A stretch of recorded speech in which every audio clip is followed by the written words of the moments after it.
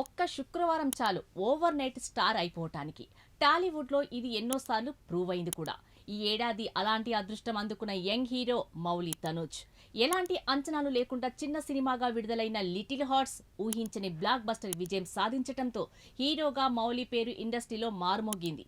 ఈ సినిమా విజయం తర్వాత అతనిపై అగ్ర నిర్మాణ సంస్థల దృష్టి పడిందని, ముఖ్యంగా బడా నిర్మాణ సంస్థ మైత్రి మూవీ మేకర్స్ ఏకంగా ₹1,00,00,000 అడ్వాన్స్ ఇచ్చి లాక్ చేసిందంటూ వార్తలు షికార్లు చేశాయి.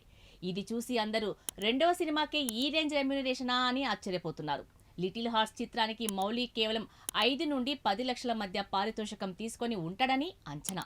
అలాంటిది ఒక్క సినిమా హిట్తోనే అతని రెమ్యునరేషన్ పదింతలు పెరిగి ఏకంగా ₹1,00,00,000కి చేరిందన్న వార్త ట్రేడ్ వర్గాల్లోనూ హాట్ టాపిక్ గా మారింది. మైత్రి లాంటి పెద్ద బ్యానర్లో అవకాశం దక్కించుకోవటం, దానికి తోడు ఇంత భారీ మొత్తం అడ్వాన్స్ గా అందుకోవటం నిజంగా మౌలి దశ తిరిగిపోయినట్లేనని అందరూ భావించారు. సోషల్ మీడియాలోనూ ఈ వార్త గట్టిగానే వైరల్ అయింది. అయితే ఈ ప్రచారంలో ఎంత మాత్రం నిజం లేదని తాజాగా మైత్రి మూవీ మేకర్స్ నిర్మాతలు నవీన్ ఏర్నేని, రవిశంకర్ తేల్చి చెప్పేశారు.